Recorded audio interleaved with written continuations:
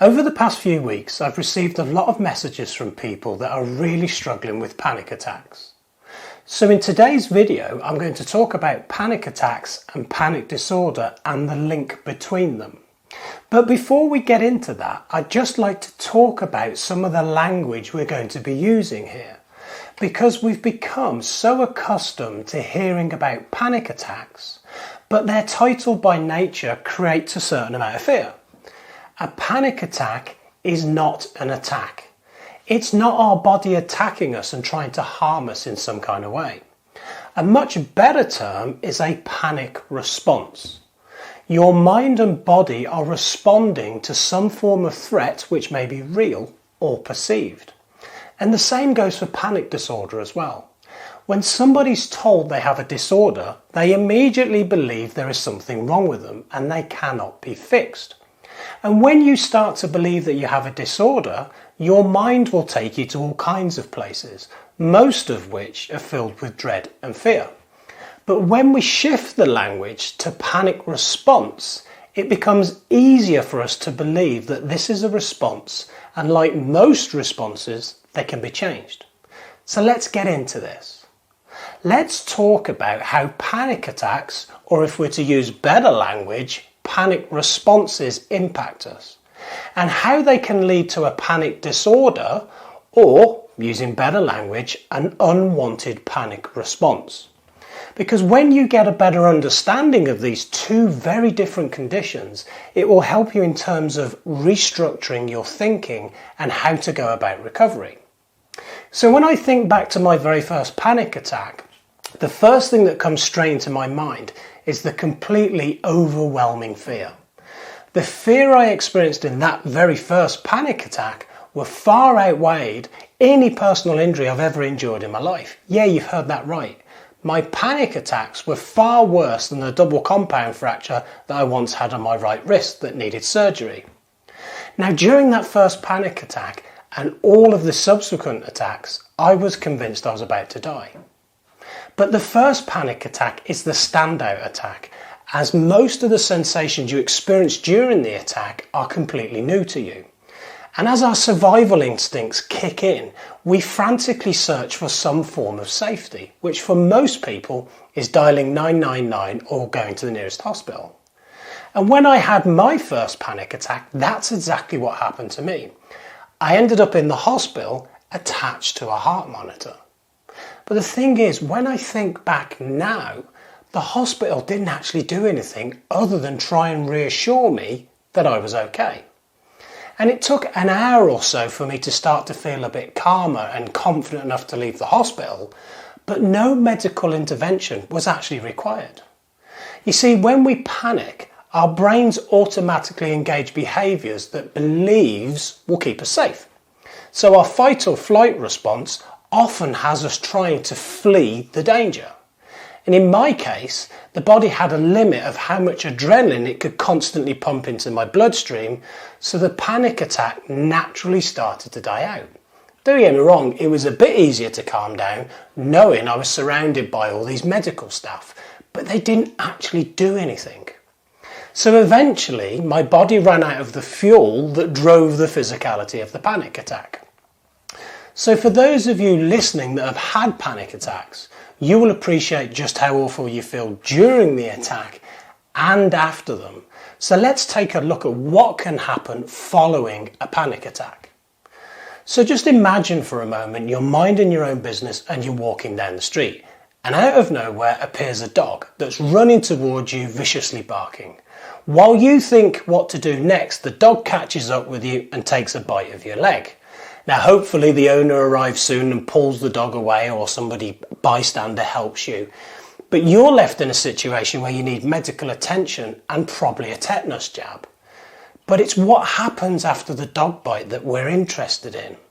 Because our primitive survival instincts will probably lead us to having a severe fear of dogs, or a fear of being out in open spaces or being out walking alone. And we can all understand this because that's a rational response. It completely makes sense. And this exact response is what happens after our first panic attack. We've had this terrible panic attack which seemed to appear from nowhere, And a bit like the fear of the dog, we now have fear of the fear. We now have a fear of dying, or a fear of going mad, or a fear that there is something very wrong with us. You see, my first panic attack subsided when I went to the hospital. So what my brain did is it made a connection. That's where I must be able to escape to if I want to be able to avoid this fear. So just like the person bitten by the dog spending all the time going, where's the dogs, trying to avoid them, I now spend all my time trying to avoid another panic attack whilst figuring out where is the nearest hospital, how quickly can I get there. And the problem is a panic attack is a bunch of feelings and emotions, so how do you avoid them? How do you avoid feeling the fear of fear? And this is where a panic attack starts to lead us down the path of a panic disorder, or as I prefer to frame it, an unhealthy panic response. The panic response is how you get through daily life in anticipation of the next attack. So my panic attack was a physical event. I experienced a range of physiological symptoms which were horrendous. But now I'm constantly anticipating my next panic attack, which is a cognitive process. And by cognitive process, I mean the anticipation is driven by my thinking. This cognitive process of thinking about the next attack becomes obsessive. The mind is going completely mad, consumed with what is about to happen. And our fear starts to turn us into time travellers. Our minds are off in the future, trying to predict outcomes. And the anxiety comes from trying to control events that haven't even happened yet. And the anticipation of these events fuels the panic disorder. So what is it we do? Well, we start to engineer our lives to ensure we don't end up in a panic state. So back in the day, I created a whole bunch of rituals to reassure myself that I was not in panic. I would never venture that far from home. I'd had to know where the nearest hospital was and how quickly I could get to it.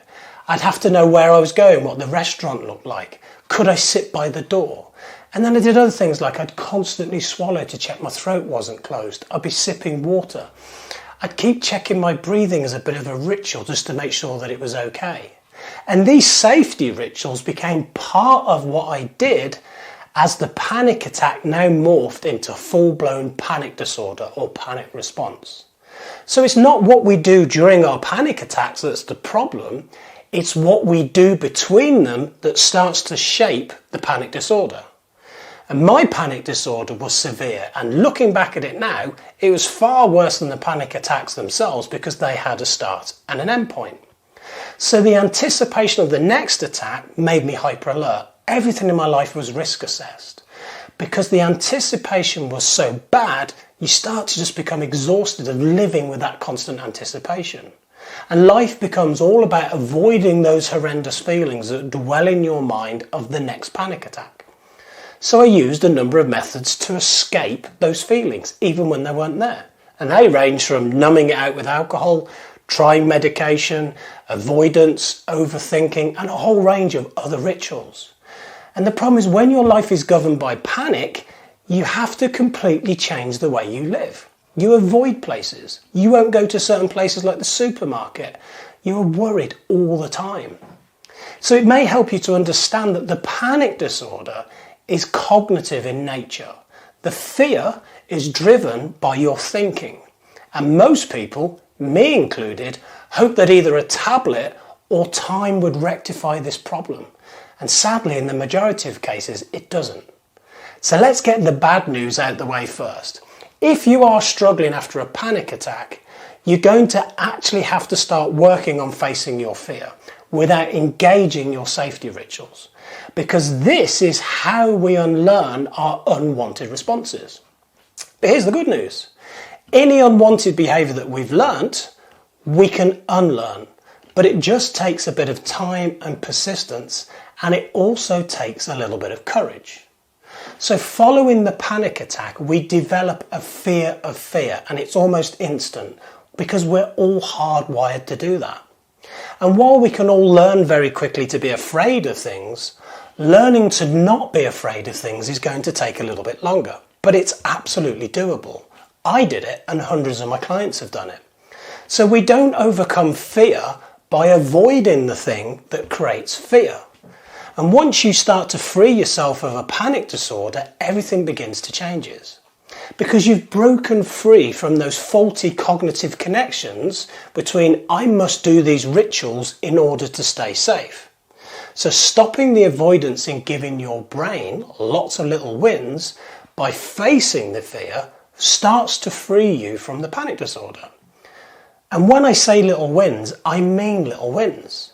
So if going out of your house fills you with dread, just standing at your front door for 30 seconds and building it up from there is a little win. If you've had a panic attack in the supermarket, I don't expect you to go on a shopping expedition to Costco. But maybe you could walk into the local shop for a newspaper and build it up from there. So there we have it. The connection between panic attacks and panic disorder. The issue is the fear of the next attack. The constant what ifs and catastrophizing is the real issue. Because none of us really want to intentionally go into situations where we become afraid and get uncomfortable. But the reality is that's the path to freedom. Now I hope this has all made sense, because I think it's a really important topic which I will talk more about on future videos. So I hope you've enjoyed this video. If you did, I'd love to hear from you. So if you have a comment or a question or even a suggestion for a future video, I'd love to hear it.